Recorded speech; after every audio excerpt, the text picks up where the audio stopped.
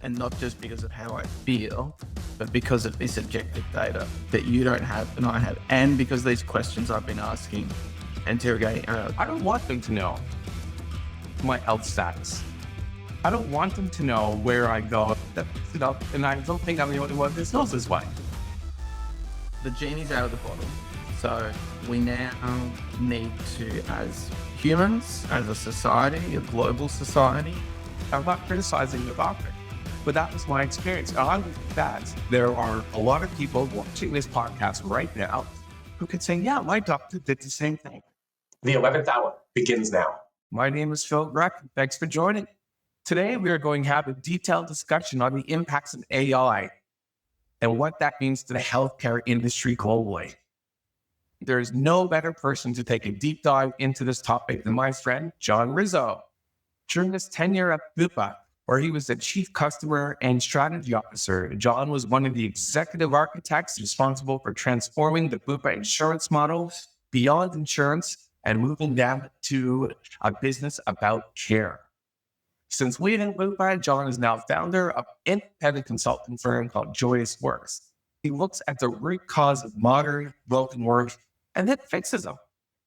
His focus is to work with companies of all sizes to help people spend more minutes each day, utilizing their skills to do meaningful things, super productive work for the organization, which ultimately translates to joyous work for people. A link to his site can be found in the description below. Welcome, John, and thanks for joining us. Thank you, Phil. It's awesome to be here. Thank you for the kind introduction. Well, you deserve it. How are you? I'm really good. Really good. How are you? Not too bad. I am excited about this podcast, talking to you just on your breadth of knowledge and some of the insights you have in this field. It's going to be enlightening compared to what we hear on the internet, low quality podcasts, the news. So I'm really anxious where this is going today and tomorrow. Let's do it. Looking forward to it as well. Okay, cool. So John, I'm going to share my screen with you. Please tell me if you can see my screen. It's a new tool, so bear with me. We've got it. I can see. Okay, cool. So just let me change that. Okay, so the first screen that you're looking at right now is a global healthcare, the impact from a spending perspective on what the world is looking at, the money they're looking at putting into AI based on sector. What really stands out to me is you can see the 5 categories there, but you look at the monumental change. Hospitals, they're currently spending $8 billion a year. And just in the last year, that's gone up by about 30%. Jump ahead to 2030, $65 billion. Big Pharma spending about $4 billion a year.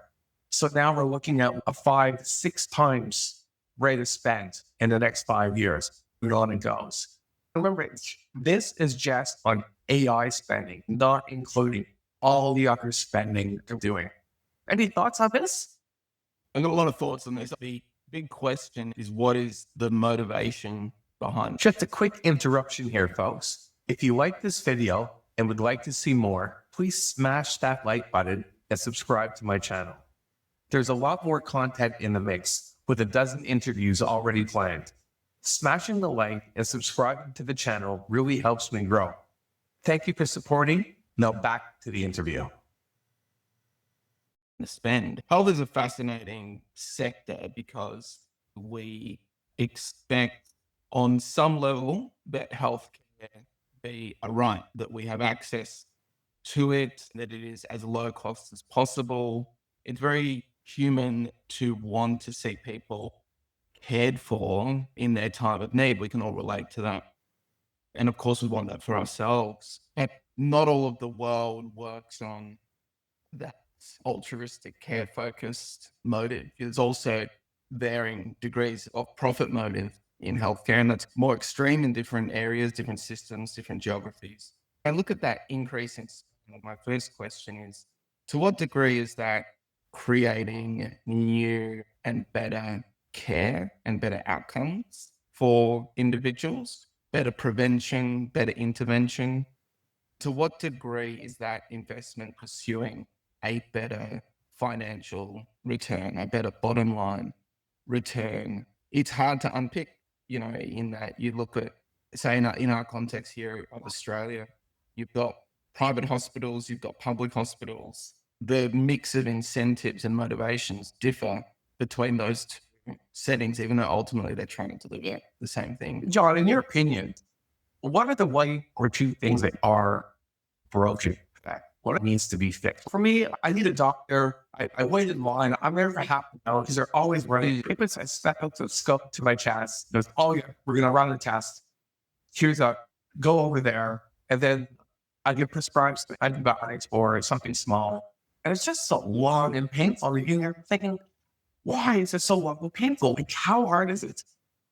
I tend to look at the world as systemically as possible. That's certainly what I do with joyous work, understanding the complex system of an organization. How does the collection of practices lead to particular outcomes? I've always looked at the health system in the same way. I would argue a significant root cause issue is that we struggle to incentivize good health outcomes. We have models based on paying for interventions. And so we see a bias in investments and care models that are designed to provide the best possible and most efficient interventions that you can. And so that creates further problems downstream, such as access. You're more likely to bias access where people can afford it. You're more likely to be focused on how do you triage people and then deliver care to them in the quickest, most cost-effective way possible when they come into a particular facility.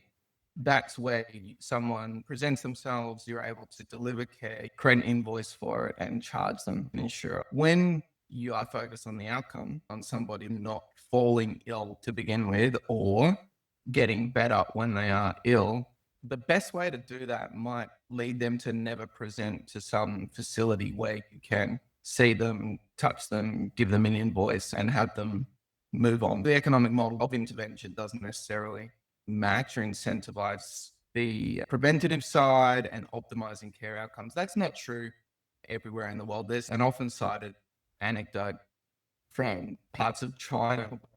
You only pay your doctor when you don't see them. The belief is the doctor is doing their job if you're not ill, so you don't pay your doctor because they haven't done their job. These things are exceptions and anecdotes as opposed to norms. It's interesting when we have a world that works on an interventionist set up, the alignment of incentives through the system is around intervention, and you bring AI into work. That's why I look at that initial investment and ask that very macro question to myself is I wonder how much of that is about care and outcomes and how much of that is about profit return maximization, the most cynical possible lens, which is important too, because at the end of the day, it is a category where there are many people looking to make a return. And that's not just big corporate groups necessarily and big hospitals. That absolutely is still doctors who have dedicated so much of their life to learning, and an apprenticeship, something that we all need and appreciate as humans and deserve to be rewarded for financially. It does make me think. When I was a kid, I'd see my doctor. There was no time limit. I'd go in, spend an hour, 40 minutes, talk, whatever. Now, when I see a doctor, I get a scheduled appointment for 10, 15 minutes. The receptionist will say, what are we talking about? Items for 2 items. So if I say 2 items, it's a 20-minute. Yeah. 1 item is a 10-minute appointment. Then there's $100, $110 for each 10-minute. Right. I see. And so you can't help but think this is about money. The more 10-minute blocks they can put into an hour, and I get it, they have some costs, but we all have costs. Every business has a cost. It's not just individual physicians, consultants. In fact, we're now on the cusp of AI proliferation health. We should reflect on the previous 30 to 40 years of a similar change in health. And that has been the introduction of technologies and tools that aid diagnostics, that aid intervention, create entirely new interventions that never existed previously, all of that attracts costs. Health has a fascinating inflation equation because you're not just looking at the cost of the same material. You're not looking at just, okay, the past, let's say pre-digital, pre-1970, relatively stable in terms of the way health was delivered. You had your GP, you had your hospital, you only went there when you needed it. We weren't seeing the same rate of technological advancement in the interventions. Computerization and robotics have changed that significantly. Not only are you paying doctors more and hospitals cost more to build and run, you've got now entirely new technologies, new interventions, new things you can do. So the pace of healthcare inflation, if you just look at how much money are we putting into it, not in real terms, but in the absolute cost of health, it outpaces CPI for a very long time. I look at this new era of AI and I ask, to what degree is it additive from a capability and cost perspective versus how much of it is a substitute or an efficiency where we're doing the same things more efficiently? That's a very curious thing to me because there's no simple answer to that. It's the net of all of the things that we're going to with AI will ultimately answer what that equation looks like. And I think it's hard to forecast at this stage. Let's look at some examples. Can you see that okay? Yes. Oh, cool. So let me change my screen a little bit here so I can see it. Cool. I can see your presenter view on the page at the moment, which shows the next slide as well. It's a new tool. Here's a couple of examples. I've been scanning the news for quite some time on this topic. As you know, I'm writing a book about the impacts AI is going to have on jobs. A big topic is obviously health. I look back in the last 12 months, there are literally thousands of examples of case studies of what AI is doing. This is what I found in the last from around the world. As an example, AI-designed drugs enter human trials. Apple Labs announces AI-designed drugs are set to enter human clinical trials. Why this is important? There's a massive cost to do trials, whether they're pre-trials or actual trials, to get drugs out to the market. They have to meet a certain bar, and rightfully so. Here's an example of, because of the way it can model these protein interactions, helps trial time down. And it can go faster to trial. Everything shortened. On top of this, AI can also pre-screen people. If you are the best to come into these trials, this significantly cuts down trials, as an example. Did I get this one right? Yep. Retinal scans. But Manuel launched an AI platform that analyzes retinal images to detect heart, kidney, and eye diseases, offering a non-invasive alternative to blood tests and CT scans. So this isn't pie in the sky stuff. Seeing this today, Dubai, Italy, and Malaysia. Interesting. Dubai, Italy, and Malaysia. I don't know how they come up with that mix, but what's not here is the United States, UK, France, and Australia. Yes, we think that, the latest tech, sits in America or sits in China. And that's not necessarily so, in that these AI models, if you've got the compute power, can be trained anywhere on Earth. Another example, diagnostic accuracy. Microsoft came up with this name, AI-DXO. They're using a chain of debate approach among multiple AIs. It's significantly improving diagnostic accuracy. I've got stats that support this. A friend of mine thought she broke her ribs. Sent me a picture of her x-ray. I uploaded the x-ray and said, do you see any broken bones? Can you give me a medical diagnosis? And after saying, please go see a doctor, it gave me the output as a technician would. When the doctor came back to her with the output, it was exactly the same as what Grok said. It wasn't word per word, but it was close. Really surprising there. Another one, AI is really attacking tough problems right now. And here's a great example of a tough problem. Artificial intelligence achieved a sensitivity rate of 91.8 in detecting pancreatic cancer on CT scans at diagnosis. with a 53.9% sensitivity to scans taken 1 year or more before the diagnosis. So by having the ability to diagnose something like this a year earlier, you can imagine, obviously, the earlier you find something like this, the more they can treat you. It's very interesting what's going on in the world in the last week. So is there anything in there that stands out to you as something of interest? I think all of those things are great examples of AI-powered progress.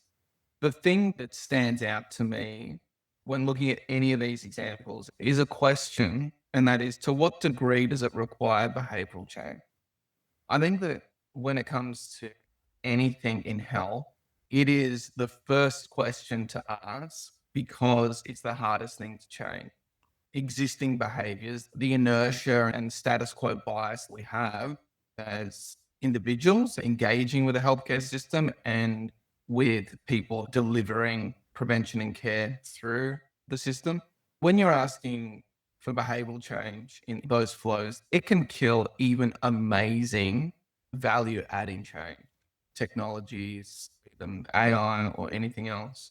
And that's the thing we often overlook. We think because something can add value, it will add value, but you need people to use it. A lot of examples of great things you could do, and yet people, the masses, don't do it. And you shake your head and you go, why are you not doing this when the answer is so clear? Right. How do you change that people? Behaviors now come and thinking. That's all I listen to. One is aligned incentives. Does the new technology present a challenge to alignment of incentives, or does it go with the flow of that existing alignment? A good example will be the first one you shared around the clinical trials. So using AI to flush out some things that would otherwise be picked up in a clinical trial, increase your probability of a successful result and the pace of change. A pharmaceutical company is going to go, yes, please. Thank you very much. That sounds wonderful, because there is an alignment of incentive. The quicker you can get to market, the quicker they get a return from their investment. Wonderful. I can see because of that, you need a behavioral change. You need people to use that particular platform, that particular technology, but the aligned incentive encourages it. A question around aligned incentives for the diagnostic example that you shared, where diagnostics was the pancreatic cancer. So yeah, I think it was pancreatic cancer. So you're looking at that and you go, to what degree are the economics in that sector currently benefiting from people coming in more often for particular scans on particular dates? And if you take away the need to do those scans, are you taking revenue away from particular flow, and therefore is there some natural resistance to it? That's a very hypothetical thing. I don't know, but it's an example of where you can't simply shift entire cost out of what looks like cost out of a certain sector, because that cost is someone else's revenue. And unless that is being subsidized, replaced in some other way, unless people in that space still see the chance to earn the revenue, the income. So I ask you this: if I own a lab, I want to be able to increase my volume, make as much profit as possible. Yes, I want to help the world, but at the end of the day, it's a commercial. So one of the first adopters of AI, which is technology, be in the labs, they would train their AI agents. An AI agent is a subset of AI as a whole. It does something very specific. You create an AI agent to do a diagnostic on A, B, C, D, whatever. And with that, it can do actions. Well, if I own the lab, wouldn't I want to adopt this technology? Instead of having the ability to, I don't know, do 50, 100 tests a day with 4 lab technicians, I can now do 500 tests a day with 1 lab technician. So I'm great with the employer. And then from there, they can start offering value services. You now have cost effectiveness. So you have scale. You can start dropping your prices and increase your margins simultaneously, which is almost a new concept, unless you're in IT, of course. Any thoughts on it? I think that is an example of aligned incentives. My question is, are the doctors who will receive the diagnostic output asking for it and accepting of it? Is the incentive aligned there as well? Are they receiving some sort of subsidy from existing diagnostic tools? So for the lab, yes, but is the full chain of alignment there in terms of the incentives? It only takes one break in that chain for change to not happen. I've seen many examples across my career in health of great positive interventions get stuck in a misalignment of incentives. That's just one of the behavioral challenges, changing the behavior of somebody on the provision side. If you want to change the behavior of a user, a customer, a patient, that's no trivial thing either. One of the biggest issues in health is simply medication compliance. I mean, this should be the easiest behavior in the world where somebody has seen a doctor, got a diagnosis of their challenge and a prescription to help solve it. They then walk away not completing a full run of antibiotics or not keeping up their meds that they're meant to take every couple of days. You look at it and you go, it must be infuriating for doctors to go, if you just did this, it's going to be a better quality of life and better prevention. It's hard to change behavior. The entire self-help section in a bookstore is almost dedicated to self-motivation and some behavioral change in some way, right? Like it's what we focus on this as humans. And so the second example you shared with AI-powered retinal scans, what that sparked me, I wonder to what degree asking for a behavior change in the individual. In order for these machines to be useful in diagnosis, you need to schedule an appointment. The probability of it happening is extremely low. We worry about health most when there's an aberration of the norm, when we're unwell. These things which focus on prevention, I mean, hey, it's non-invasive, it's great, but it requires you to do something. There are perennial challenges in trying to get people to change their behavior, to engage with those things. Think about the campaign here in Australia around the bowel cancer test that you receive in the mail. I mean, we spend millions of dollars a year as a society just trying to convince people to do one thing that will potentially save their life. More and more presenting people with more choices and behaviors that will, on a macro level, become overwhelming very quickly. I get those. It's all I know. You just default back to your doctor and say, doctor, what do I do? Like, what should I be doing right now? It is too much information to navigate and requires too much investment of cognitive and other energy to change the behavior. For myself, I don't go back to my doctor. I look at the role of a GP. Look how specialized the health industry is today. It's a specialty for everything. I have a list somewhere, but dozens of different specialty roles. And I go to my GP, and the GPs in my eyes are not the same as they were 25 years ago. I trusted my GP a great deal. I think the medical profession was much narrower then. Mm-hmm. You know, the GP was the experts. They were the top of the cream. If you wanted that, you know, the doctor was the pillar of society. And now GPs know a lot less, and they admit it. You ask the question specifically about almost anything, I'll say you need to see a specialist. I'm very reluctant versus I might put my data into AI. And this is new thinking. And, you know, for me, do I trust it? Yeah, 50-50. So that's why it's to even 3 different AIs. And it's getting better all the time. So I'm thinking around the role of the GP. And it's not cut to them. There's some great GPs out there. Don't get me wrong. But it's just how I've changed. I'm in my 50s now. And it's my evolution of the healthcare industry as a whole. You just brought up a good point about expanding on the whole diagnosis and people's thinking, behavior, etc. But let me put this, I have a scenario for you. That's very much Western world thinking. Mm-hmm. Right. So let's go talk to the billions of people who don't live in the West. Mm-hmm. Yep. Don't have healthcare today. So here's an example. I'm 40 years old. I live in Soweto, outside of Johannesburg, South Africa. There's 5 doctors for 1 million people. I'm bleeding from everywhere, coughing, hacking, can't walk, dizzy. Something is seriously wrong, and it's getting worse. I have a choice. My real choice is do nothing. Yep, go to a clinic, and there might be a nurse, but a nurse is a medical doctor. Or I can have an AI instance there, but the government can issue at literally next to no cost because it's already been trained. And that AI can give me a diagnosis.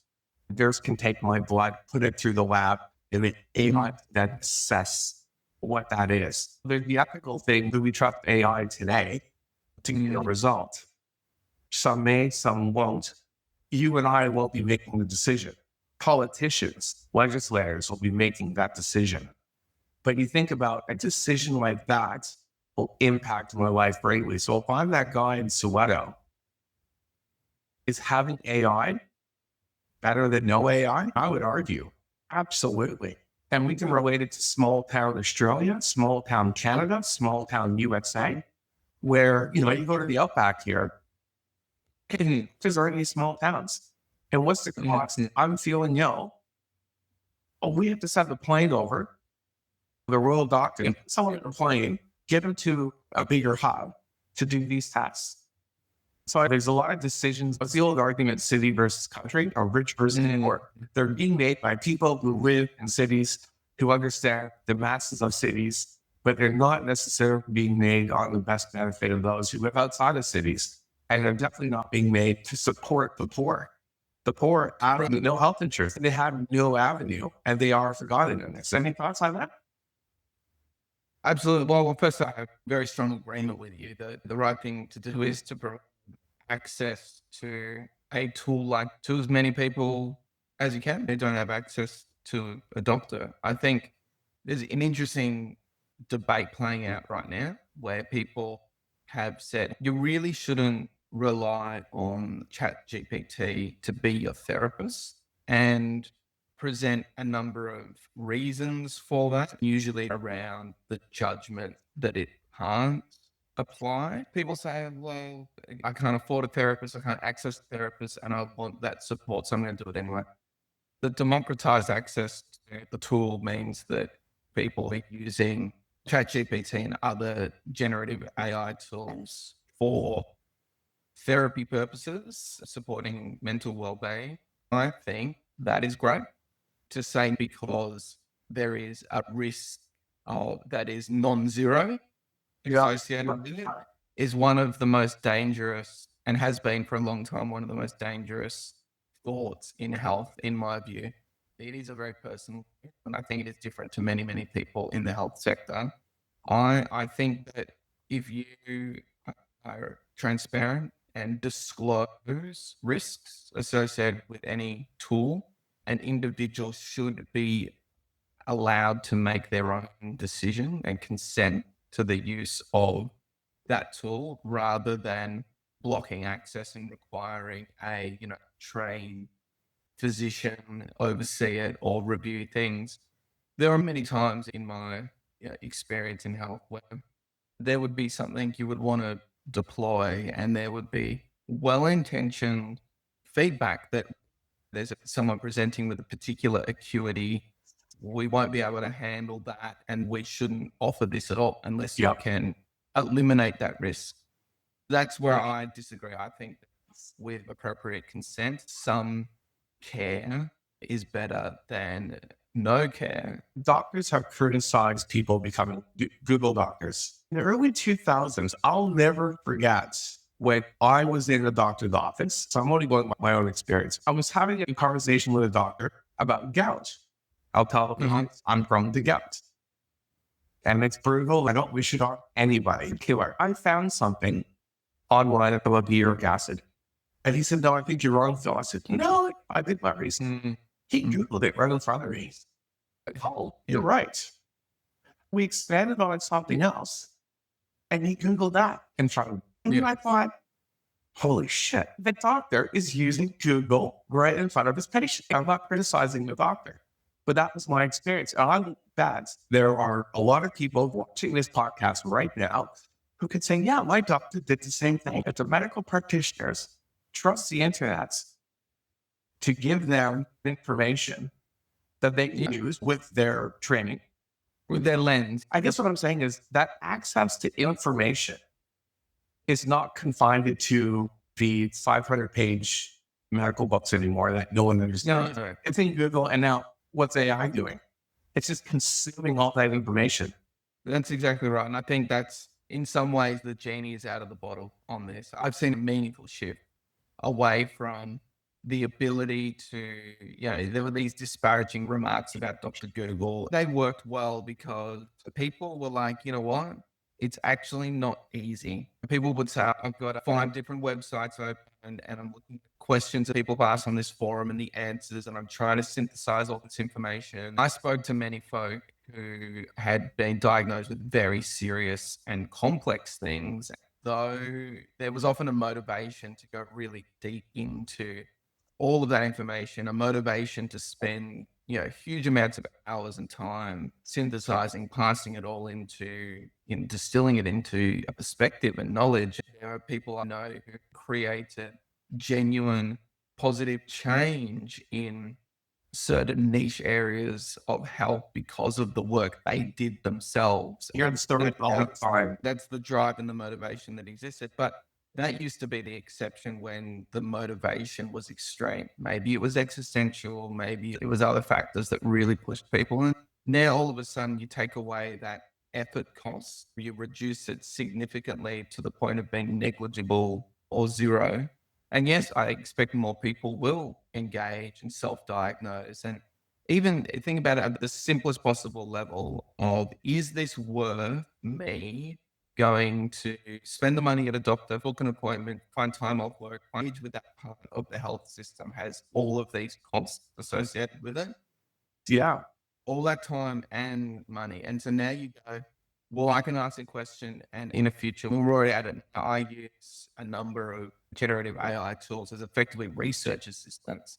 And those are, I ask them questions verbally. It's in my office here. I imagine you might be driving in the car and asking that question, those symptoms you're feeling, and you get a read that should I engage, should I go and bear all those costs and engage with the health system or not? It's inevitable. It's important that we consider what a health system looks like, to your point, in areas where diagnostics and intervention has been so hard to access, it simply didn't happen before. That will be happening.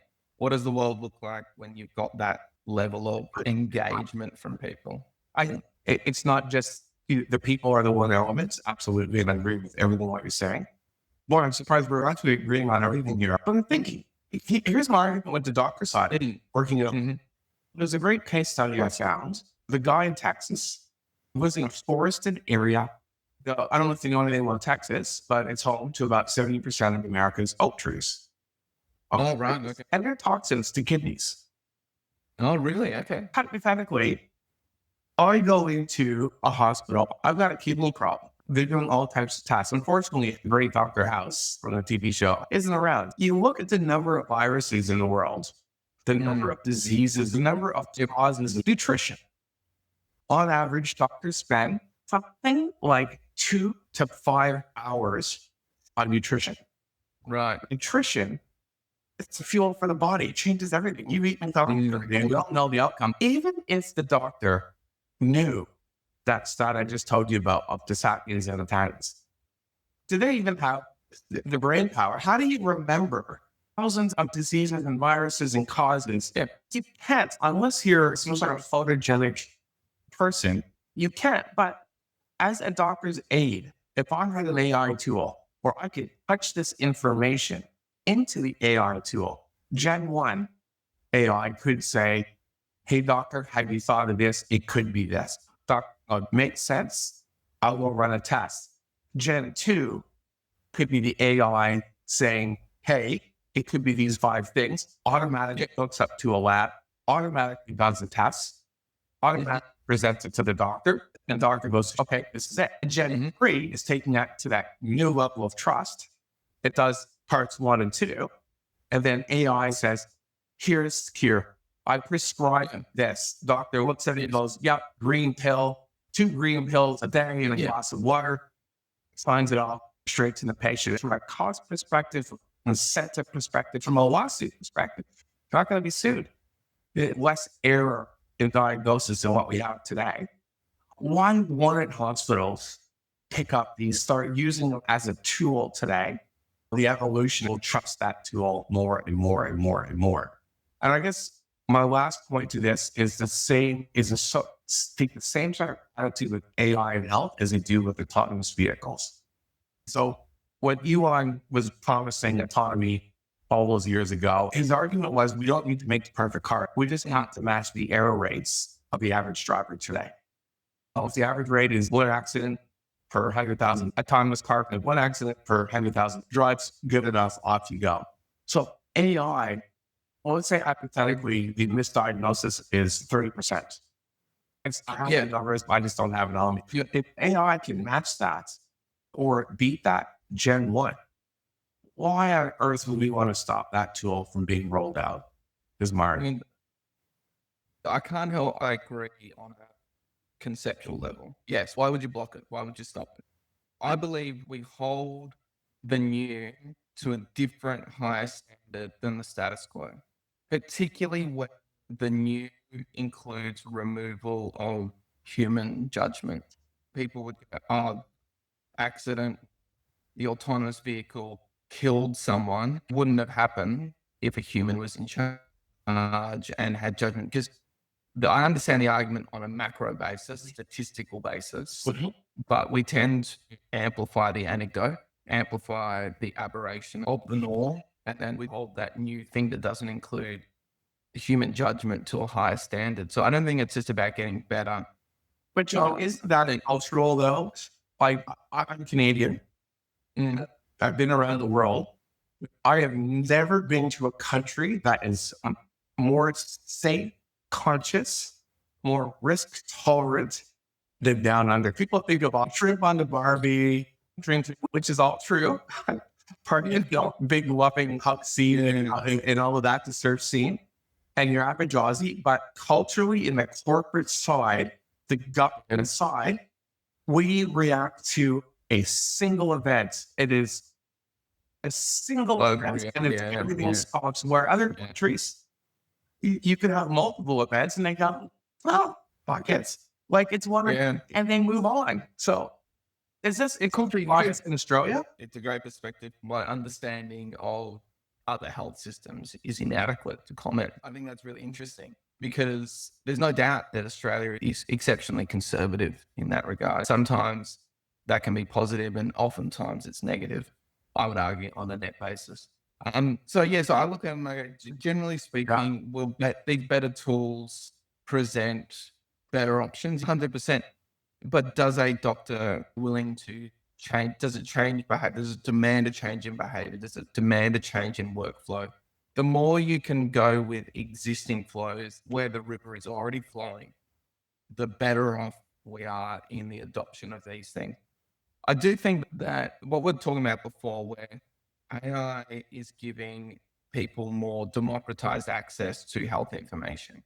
Google was always a door into it, but that door, you open that door and there are 100 more doors. Yeah. And more doors behind those. It was only the exception who engaged with that. But now it's a door that as soon as you walk through, there's an answer right in front of you. I think we will see a shift in the power base in how power exists almost entirely with two groups, funders and doctors.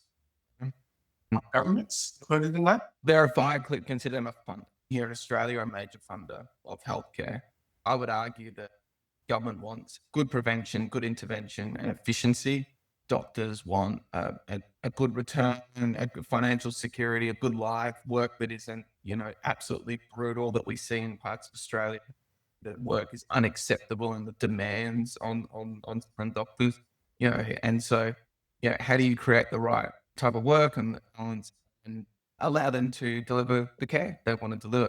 Usually people have been powerless in this situation. There's been a deference to doctors who have the information. There's been a deference to funders who decide what will and won't be paid for. We're lucky in Australia with universal healthcare that our access is pretty good, regardless of one's situation. Something we should always protect and defend at all costs. Let me share my screen. You comment earlier on Google versus AI. Yeah. So you look at the Google Generation X, baby boomers. Like my generation, I'm an X. We grew up in the late 20s when the internet hit. And I adopted it really fast. Now my kids grew up with the internet. So to them, it's a no-brainer. kids today are growing up with AI. The daughter, my 4 kids, my last one, she's in high school and she's now using AI in high school. So that generally growing up with AI. The reason I'm bringing it up is this is an interesting slide for me. It's self-explanatory, but basically highlights the number of doctors per capita in these various countries. And you start going into how AI is going to change. How can AI change this? So we talked about the Googles and we talked about now using AI. But when you look at some of these numbers, you look at the third world, you look at Indo, you look at the measures, it is so incredibly low. And even in places like the UK and Germany, it's low there. You always hear about NDIS in the UK, something's blowing up. There's not enough doctors, except, and they have 5.65 doctors per 1,000 people. My argument is, so we've got AI from the practitioner perspective, diagnostic perspective, from a medical school perspective. In my chapter in the book on intersection on how it's going to impact the educational space, John Rizzo tutor. If you look at the costs to go to medical school in Europe, on average, start to finish, it's about $250,000 US. How can the average person in the West can't afford that without some sort of scholarship? The person who's living in a second or third world country has hope of getting there without some sort of help or assistance from anyone. So it's no surprise the numbers are low. Where I'm saying is AI can not only be used to train future doctors, but if it's being used in the training, it's then being used as a tool for the doctors. So they're starting to use it day one, and it'll be the tool that'll always stay with them. And that thing is that whole generation that's going to start using AI from inception. It's going to start exploding like this. So the cost to train people will significantly go down. And then the usage of the tool will significantly go up. What that's going to produce is potentially a better qualified practitioner because the teaching is going to be better. It's not the quality of the person. The person's not going to change. They're going to have their IQ, but the teaching could be customized to suit that person. So it's absorbed in a stronger way. And then they can expand on that tool with all those benefits that we talked about, and diagnostics, et cetera, cheaper. Any thoughts to that?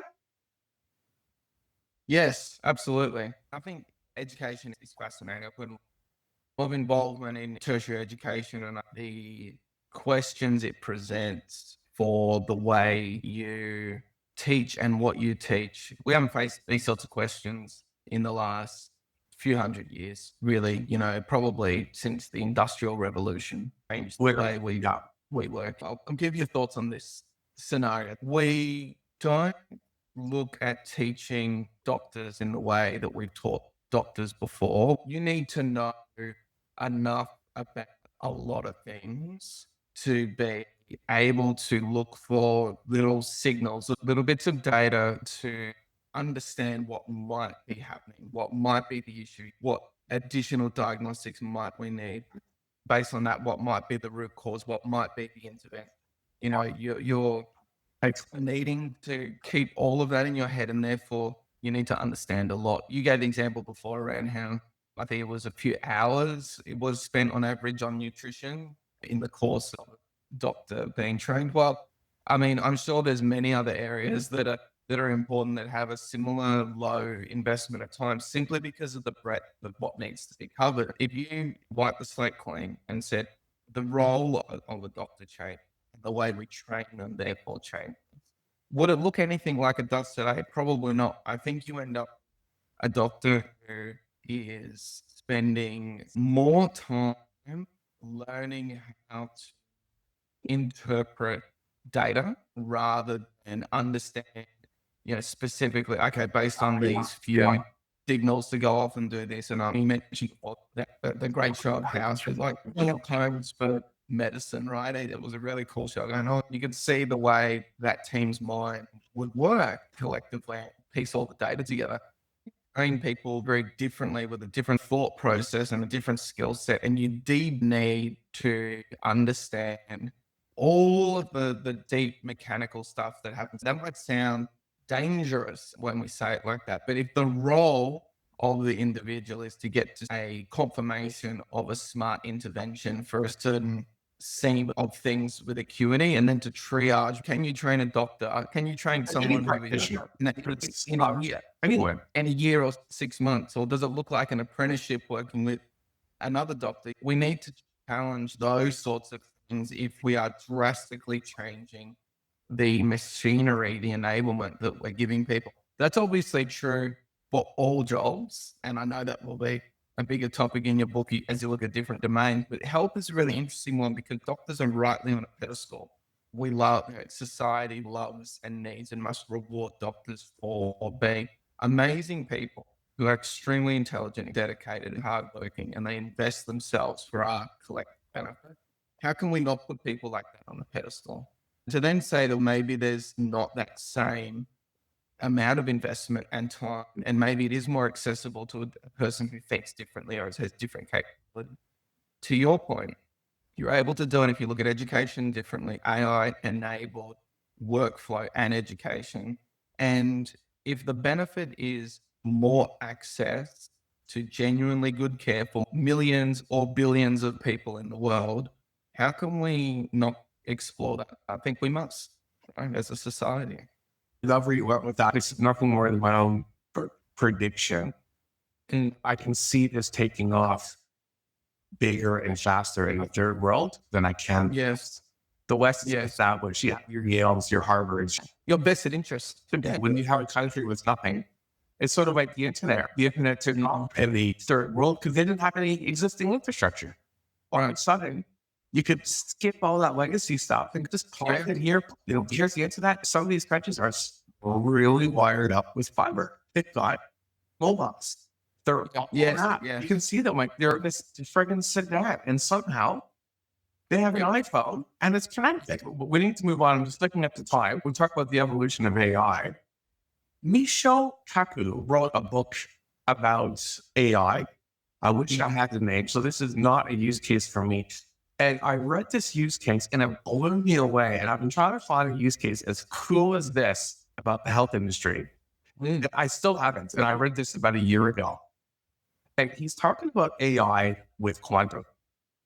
If you look at AI as the brains, quantum is the brain, that are being able to process 1 trillion calculations a second, we are going to go into an era where it's going to be 1 trillion. A single AI, if you look at the past, our iPhones today are more powerful than all chips combined in the United States during the Apollo mission to the moon. It wasn't just the Apollo mission. Everything combined. And that is now at our hands. From a processing perspective, that is what quantum is going to give us. And he highlighted was, imagine going to the bathroom, sitting on the toilet, and your waste, it is analyzed. And it's looking for a single cancer cell. It says, here you go. You've got a single cell. All of a sudden, it prescribes you a blue pill, and your Amazon package comes in the next 24, 48 hours. You pop the blue pill, and off you go. So you think about preventative. Governments can issue this as a preventative to its citizens, and then it'll scan for your top 50, top 100. For an extra fee, it scans to the next 100 or next 500. Of course, this is all places except for the States, because the States are going to charge you for absolutely everything. But to the rest of us who aren't in the United States, this is a great way. If you talk about, if the government has this huge, I don't want to say strangle, but as to your point about funding source. How do we get people out of the hospitals? How do we reduce care? And to me, it's the whole proactive thing. I love that example because it's pretty important. I'd heard of a toilet that automatically analyzes urine. I hadn't heard of fecal waste, but that was a sensible evolution in it. I love that example and often use that example because it is zero behavior change from the individual. You need to go to the toilet regardless, but that to also become a moment of diagnostic is extremely powerful. It becomes inevitable. Another example I've thought of, I've shared this in many places before. I just want someone to do it. You get up, look in the mirror as you start your day. That's a moment to do a range of diagnostics like retina skin assessment. It can be longitudinal, something that you do every day. Like you get up, you go to the bathroom, and at some point you look in the mirror. And so I look at that and I go, that's another moment where you can create an opportunity to collect data. Those are the things that fascinate me. And yes, to your point, government, to have that level of automatic prevention happening, diagnostic and early preventative behavior that happens as a result of that diagnosis is extremely powerful. I would love to look at the economics of that. The economics of it. Government is always behind the eight ball in terms of adoption of everything, which is the way government works. So we can, just on your example, right now, I can take an image of an X-ray CT scan. Mhm. Why couldn't I have a simple app that sits on my mirror like a webcam? It's motion censored, Mhm. or it's, hey, AI, turn on, where you could just take a picture of me in the mirror. What I'm telling you, this is tomorrow. I mean, it's not a hard thing to do. And it uploads it to whatever AI you want to use. And it gives you that daily assessment. Now, again, you're self-diagnosing, but if it does flag something, that's your cue to go and do something. Go see a doctor. I think you're onto a pretty cool business idea here. A business idea that's for a cheap cost. So we could take this thing to sharks. If you can convince people that it's not spying on them, I think it's extremely beneficial. And yeah, I look at that and you start connecting that to the food you're bringing into the house, what's in the fridge, what meals are being consumed. You put all the data together and eventually you have a really rich, ongoing, longitudinal view of you and health. You want to be able to pick up those things that are risk factors like that single cancer cell, but also advise people on things that support well-being, good health, and that's a future that is very positive for people in the world, and it is feasible. It requires a certain orchestration of these different things coming together. The technology is there. A fridge can scan. If it knew what I was eating based on what's in the fridge, it can tell me, hey, Phil, you're really low. There's nothing in here that has vitamin K. You need more D. You need, like, whatever it may be. Your AI personal agent is molding. It's looking at you specifically. But I do think privacy, there's an impact to privacy here because AI doesn't necessarily store what you're asking it. It goes into its own internal memory. Things like Grok scare me personally because I don't necessarily trust it. It's listening after I told it to turn off. I'll say to turn off, stop listening. And 10 minutes later, I'll say something that will give me an answer. Right. Yes. I think that's probably one of the biggest barriers when it comes to AI generally, but specifically health is health has always had a higher of perceived privacy requirement. Even if people don't have sensitive data in the moment, they know at any point sensitive data could be generated about them. Good technologies can be created that aren't adopted because of something like that. Trust me, it's fine. It's not doable in health. It doesn't pass the test in health. Tech companies who are often the leaders in AI technologies need to understand the context and mindset around health, that it is different to other use cases in other sectors. And we're just not there yet. No, we're not. I think there's a view in society around privacy and governments around from a government lens. If they have all of our personal information, that's okay because they are the government. That's not a breach of privacy. To me, as a citizen, I don't want them to have my information. Why put them my health records today? I don't do the voice print. I don't want them to have it because it's not what they can do with it today. One example is voice prints. Or health information. They'll say, yep, we will only use it for A, B, C. Then they'll make a small change to legislation. In 2 years, expand on what they can do with it. In many countries, we don't fight. We don't even know it's being passed in legislation. And it gets wider and wider. They can't guarantee what future governments are going to do. They can only say what they want to do today. Do I trust them to do the right thing with my personal data? I don't think there's intent to harm. Yeah. Having a duty of care for me and what I Mm. want to accept as a duty of care are two completely different things. I don't want them to know my health status. I don't want them to know where I go. And I don't think I'm the only one who feels this way. Certainly, I don't think you are. I think many, even people who aren't deeply thinking about it at the moment of considering, do I engage with this particular health technology, will be prompted and have a similar reaction. And I think that's one of the biggest barriers here in terms of adoption, perceived privacy. It's not just what is technically the case, but what do people believe, what do people feel it is a big issue. Well, I'll show you this. I'm just looking at the time, John. We've got 2 more agenda items. This has been a great chat, but I want to share something with you here. I want to just a little bit talk about the government. Boo, boo, boo. What you're seeing here is an Australia. We talked about the healthcare industry. The question I had when I was researching my book was who regulates the Australian healthcare network.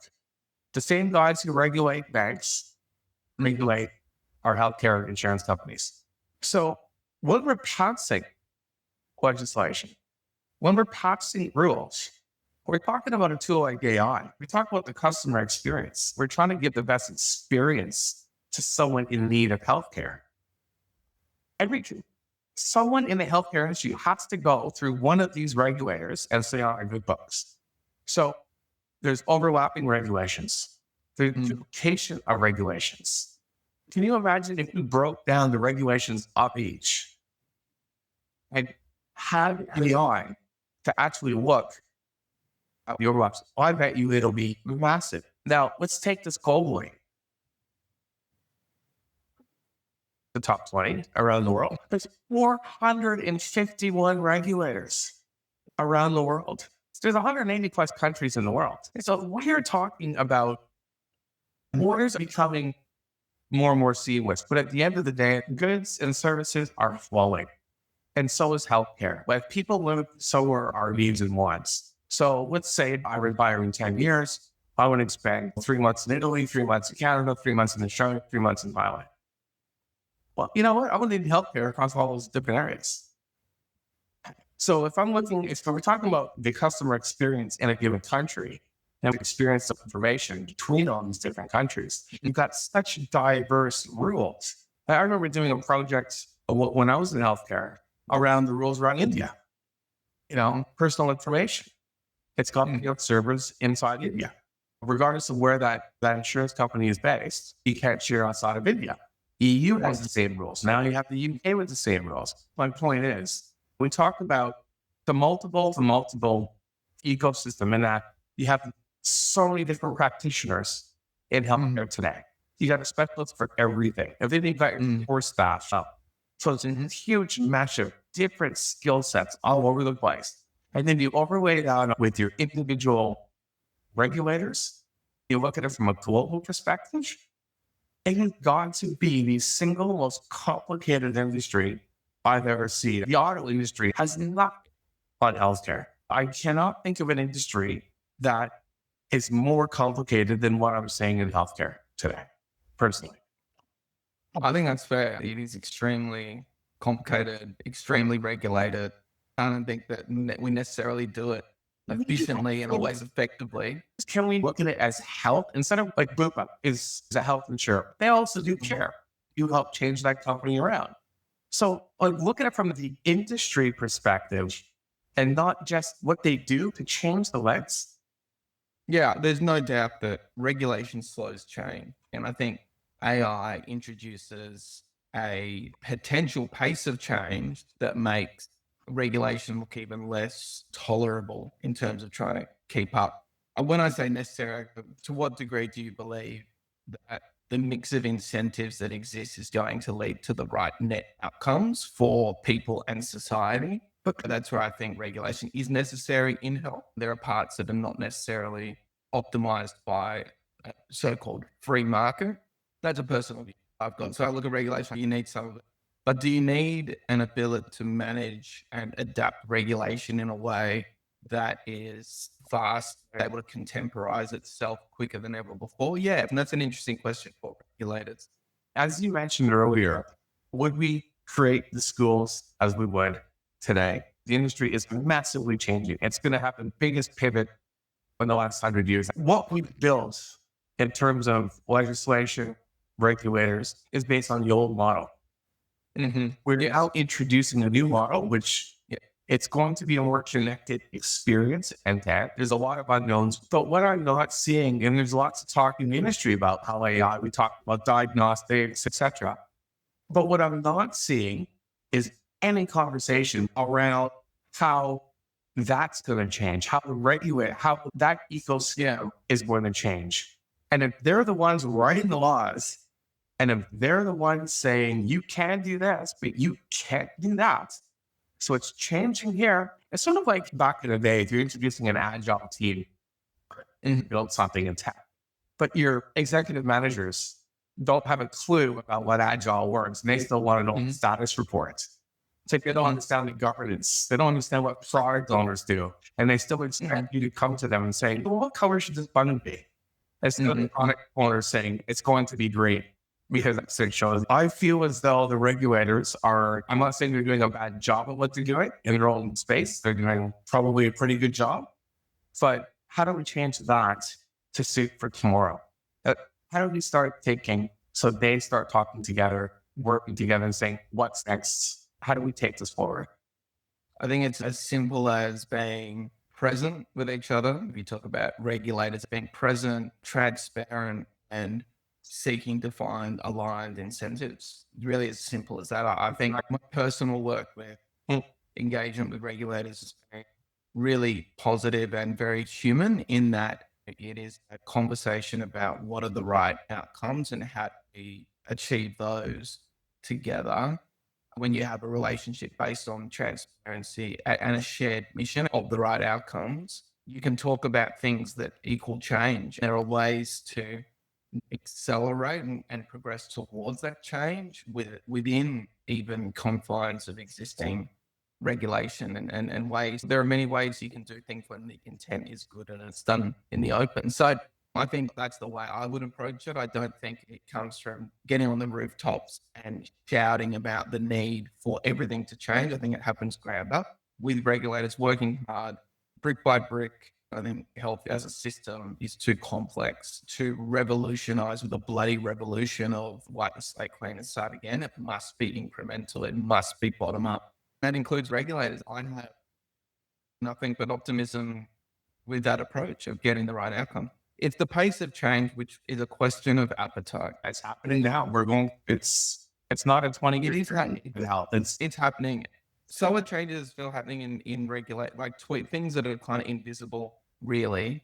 But you talk about Uber's connected care agenda, where there's work together to ensure that you can try things together, with the intent being to create the right outcomes for individuals. There's a lot of good work happening with regulators in that regard. I'm optimistic on that. I think there's one wild card that could change things, and that wild card is power shifting to people. So we talked about power existing with funders, including government and providers. But all of a sudden, when people have their own data and ask their own questions and have their own opinions, they're more confident in backing those opinions because they have been informed by a range of different tools and platforms, AI powered or not. That's a moment where people start to say, I want this, or I expect this. And that is something which has been to generalize and sensationalize, just has not been present in health at all. People don't demand anything. It is deference to doctors. And I'm curious if AI changes that to the point where people go, no, I know my health better than anyone else. And not just because of how I feel, but because of this objective data that you don't have and I have. And because these questions I've been asking, interrogating. That's new thinking, though. That's new thinking. Up until 15 years ago, maybe my doctor knows my health better than me. That's right. I completely defer to them. I have to do that, doctor. Okay, I understand. Yeah. And you might even if you're like, "Mm, it doesn't seem right," there's not a guarantee you'd even challenge the doctor back. Back when you and I were in our freshman days, No. it was like whatever the doctor said. Now, I'll consider it.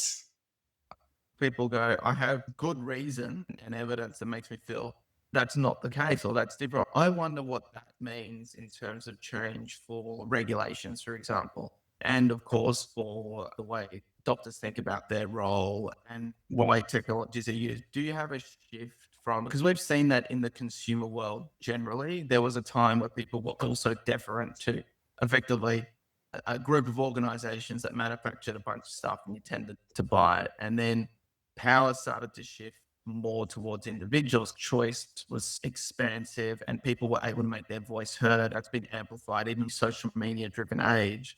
Are we going to see something similar in health where the power base shifts to people in some meaningful way that leads to meaningful change in the way the other parts of the system? I think that's a wild card factor over the next 10 years. Going to your point, the catalyst of change there, what's going to cause it? Regulators or not, there is a people change coming in the industry in terms of jobs. We've all heard from AI. So we've all heard AI is going to take over all these jobs. Well, it's a very broad statement. It's not take over all jobs. In fact, when you look at this sheet, so I've done a lot of research in this spot. You look at what's going to grow and what's not going to grow. Some interesting stuff here. But when you actually look at it, it makes a lot of sense. Huge growth experiences. We're already short-staffed. So more of the human touch, as an example. Medical doctors, physicians, there'll be moderate growth, but their role is going to change. You know, exactly what we talked. Yes. Midwife, can AI? Does midwives? Of course not. A psychotherapist, same sort of thing. One I have highlighted in orange, sorry, I'll go back to the declines. The technicians, those roles are going. I'm not saying they're going to be gone, but there's going to be some significant decline. Anything in red. The speech pathologists, it's funny, there's not a lot out on this one. I think this one is going to be going as well, even though our research says different. And I'll tell you why. AI as a personal agent has the ability to get to know you, just like it can from an educational perspective. It can customize its training to suit you. And we talk about what a speech pathologist does. They really help bring out methods to help someone in this particular space. I'm not saying tomorrow, but in the next 2, 3, 4 years. And I think the other thing to consider is what my research showed, here's what's going to be impacted. Now, that number is behind all of this based on multiple sources. But it's basically saying this is what's going to happen with AI today.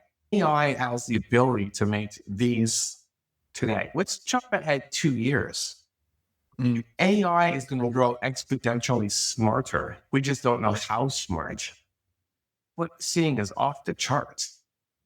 We're jumping to say, well, what's AI going to do in 2030? Based on AI today, it's going to do this. And it's a huge impact. What we're not taking into consideration is growth of the intelligence of AI. No one knows what that is.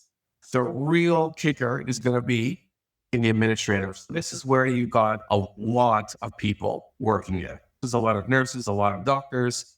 When you look at the sheer number of people behind you work in the administrative area of a hospital or somewhere in healthcare, massive declines. The only ones that are not showing massive declines are people who are focused on sitting with patients. The physical professions are going to decline. Patient services assistants, that makes sense. Patient transport. AI is not going to be able to put someone in a wheelchair. Yeah. You know, but we talked about hospital administrator. We talked about medical coding specialists, accounting staff, receptionists. All of that stuff is it's not gone tomorrow, but it won't be a profession in 5 years from now. Now employing millions and millions of people will employ some. I also think the biggest barrier And I have this more on my educational chapter of the book, but it's relevant here. It's going to be the unions themselves. If you look at what happens in the late 80s when we talked about the globalization of the world, those protests, remember those protests about the World Trade? And people were going to Seattle and New York and saying, they're killing our jobs, they're killing our jobs. Yeah. And this was in the 80s, 90s. Well, totally ignored them. Globalization was great for the third world, but it was shit for the first world because there was a lot of people losing their jobs. And the unions, I guess I'm bringing this up because the unions, they fought, but they didn't fight it tooth and nail. Those jobs were gone. Here, AI will be able to replace these jobs and do a much better job at it. The question is, how are the unions with the companies going to react to this? Well, government put in place regulation. I know you must have this because of the impact. If you let the market just be the market, it's going to be massive. And can it handle that size of a change in a relatively short amount of years? So I guess I'll go back to globalization. We managed to do trade services all over the world in 25 years. We managed to connect everyone through the internet, through ships, through logistics. A lot of that stuff is physical. This is all digital. So the rate of change is going to be something that we've never seen before. So, how this is going to play out, it's not a matter of can AI do this? It's no brainer. It's what's going to be the social impact of this when this starts to take place. And it's happening now. It's starting right now, but that rate is going to, starting here on that 5% curve. Next year will be 10, 20, 30, 40, 50. It's just going to constantly double every year. Any thoughts on that? I think the world has been through some big changes in what people do. The biggest is definitely industrial revolution. Before that, you've got 90% of people working in agricultural and craft setting. And industrial revolution removes a lot of that work, water power and steam power, the ability to create factories, creates role specialization. People move away from agriculture and crafts, do a specific thing in a factory line. Yeah. The guys at Moonshot, they highlighted the Industrial Revolution replaced physical labor. 100 guys in a field, the tractor, there's now 2. All the people moved into the cities and went to factories where we give that's AI is replacing the intelligence. So the question is, if you look at the analogy between the industrial, we got the physical, cool. We're now going into this. From here, where do they go? Yeah. Continue. That's the analogy to paint the picture. So I think it's such a good one. No, it is. I've heard that analogy, and you've been waiting for the disagreement, Phil. I think this is where the disagreement comes in because I hear their analogy and I disagree. I think that it didn't replace physical labor; it changed the physical labor. The labor was still very physical in factories. It just happened to be very specialized and eventually repetitive, rather than being a full craft. People were physically using their hands to create fabric, make a garment, and it was usually pretty dodgy. But the Industrial Revolution, when I think of the Industrial Revolution from the turn of the 19th century, that goes right through to the rise of China. The rise of robot, moving on place for 150 years. And I think that nuance is important. That's what I want to talk about when it comes to this fear we have of replacing intelligence. Just as physical labor isn't a binary thing replaced in a moment, nor is intelligence. AI is wonderful at interpolation, taking what we have. It's an amazing prediction machine, the Gen AI we've got at the moment, its ability to go, okay, if I've said this, then this is finally. This is the next logical thing, and this is the next off we go, based on everything. But human intelligence includes the ability to extrapolate, to infer, to read certain context. You've got the example in your page. You heard like ward receptionist was on there as, and it's like patient care, physical care, low, likely to decline. I look at that and I go, if it was based on a very predictable set of behaviors, data, then yes. But actually, the decisions that you need to make are extremely contextual. What is the vibe on the ward? day is the leader coming in, and the doctors really stressed because they had a major emergency to deal with yesterday.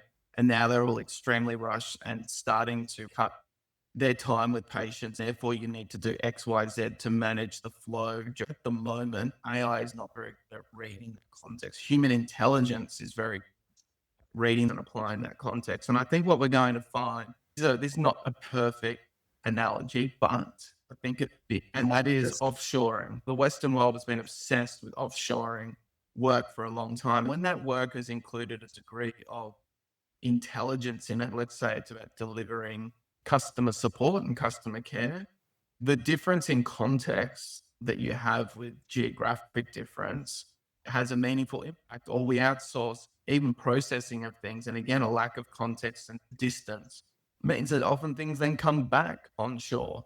I'm not convinced personally yet, as we are talking on the 10th of July, 2025, I'm not convinced yet that the way we are developing AI, putting aside this dream of general intelligence, I'm putting that to one side, that dream of that for one moment. I question its ability to replace a lot of what human intelligence does in the workplace. What you pointed out about the duration of change of the Industrial Revolution replacing physical labor may be true of intelligence. My other comment about the list that you showed is that is a problem. There's a symptomatic problem we must address as a society. We have to stop looking at what I call high definition jobs. Behind your list, there is a more important insight, which is the work that needs to be done is changing, automated, and other work, we need more of other types of work. We bundle work into jobs and we consider those jobs predictions of future need. When we had factories, it was fine because the output was very predictable and stable. You could predict we need this person who creates this input that goes to the next person. That hasn't worked in a knowledge economy for a long time. And it's never been worse in a world where we're constantly finding smart ways for AI, for bots to do work. We need the ability to adjust what people are working on in a very rapid way. We need to separate the job from the human. So the idea of having high definition jobs, a sphere of all these jobs are going, I go, well, that job was just a prediction of some work that needed to be made up by someone previously. Put a name to, right? It's got a little work, we put a name to it so we can easily identify it. And then pay structure around it. I take your point. I guess to start, I agree with you on the jobs. This is bundled work, hands down. But I think the definition of AI will be slightly different. AI is very good at looking at information, understanding the meaning, contextualizing it, and then coming up with, this is what it really means. It's not good at imagination today. If you ask AI to create a new style of music, it can't do that. Okay. But can it contextualize a bunch of work based on data and then come up with some unique hypotheses? It is very close to matching a human being at doing that today. It can't do it as well today. The latest view is that best AI model today, mid-June 2025, has an IQ of 101.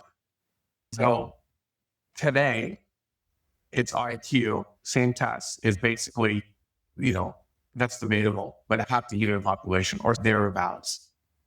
When we talk about the Industrial Revolution versus the Age of Information Revolution, it's been the tools that have been holding us back with the industrial. Since Henry Ford's assembly line, the tools have got more and more sophisticated, and it's more and more time. Digital has brought about this whole automation thing. It's brought about robots. So now you look at an assembly lines and you can look out 200 meters and see one or two people. Versus the old days, you have a ton of people standing there to do ABC. Huge change, but it's taken a period of time to do it. I think with AI, though, we created the tool in so much as it's like saying, I have a computer, we have the chip, we have the hard drive, we have the interface. It can't store it because we haven't put it into it yet. So when we talk about how smart AI is, We've only trained it on a subset of this large language model data.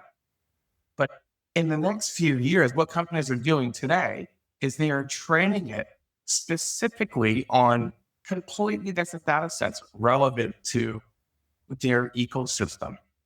To me, it's the creation of a tool that's there. Now we're taking that tool and expanding its use. It's almost like you have a drill, and I made the drill to do this.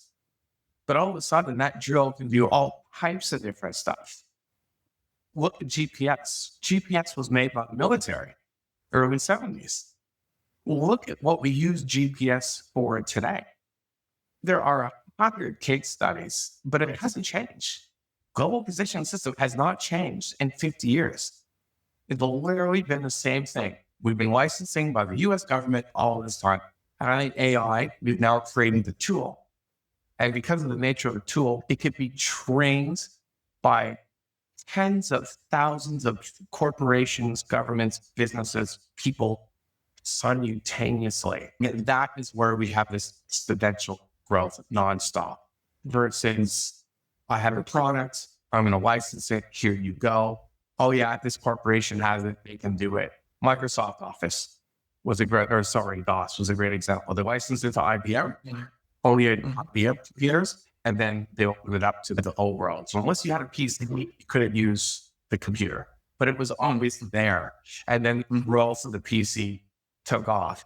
But with this, we're not talking about one or two licenses going out. We're talking about access to the model. Everyone can have it all at once. And then you think about that rate of change. And I guess my last point is what's holding us back with AI isn't the data. AI can make its own data. We've created algorithms to create data to help train it. That's the easy part. It's who's going to have enough electricity and power to actually have the ability to take that. An example analogy is Bitcoin.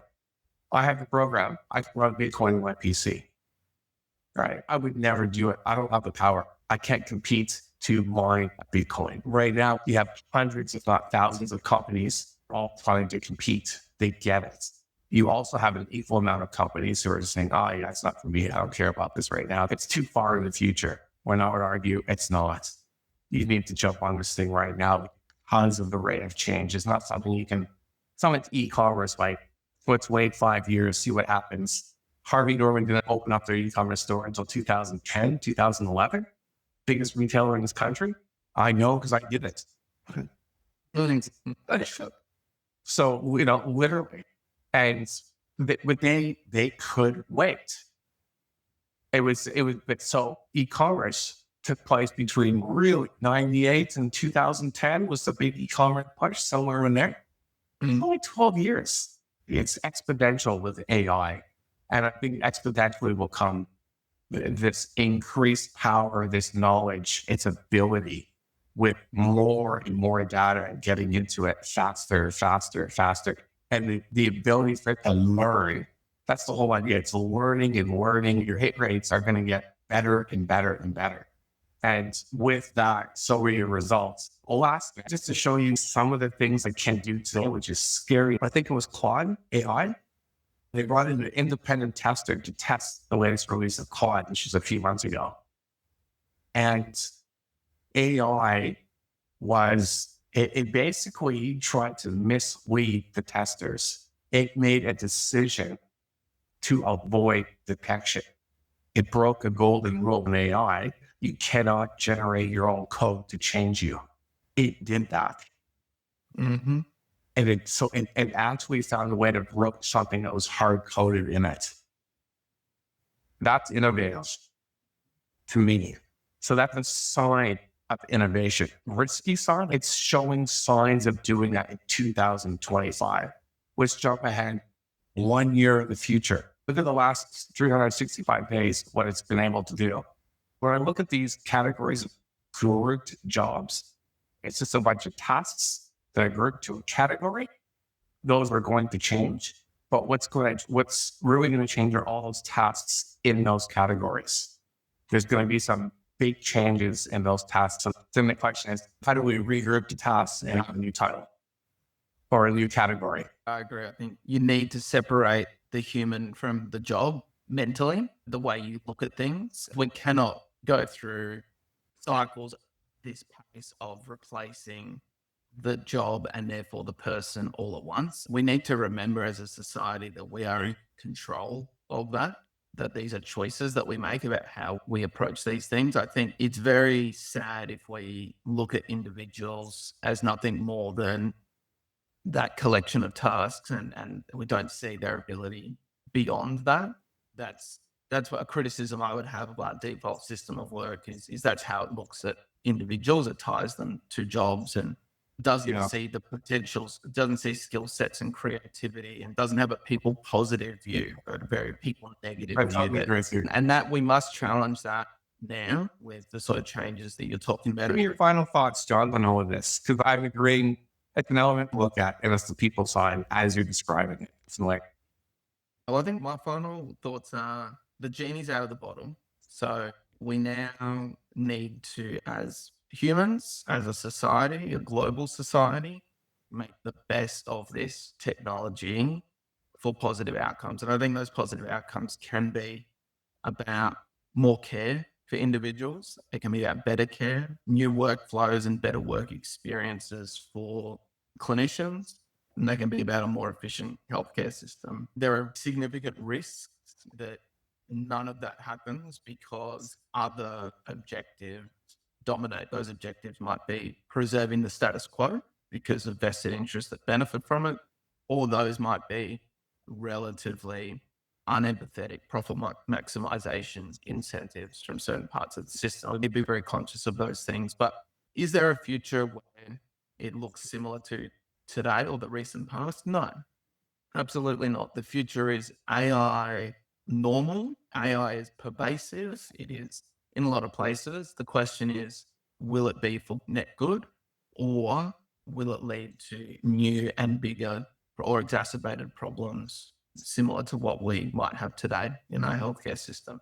That's up to us. It's up to the individual and collective behaviors. The more we can all be aware and conscious and make the best choices we can, the better off we'll be, our kids will be, their kids will be. This is a moment for the world in many ways. John, amazing insights. Thank you so much. It's been wonderful to chat. It's been great to chat. And that, my friends, is the 11th hour. See you next time.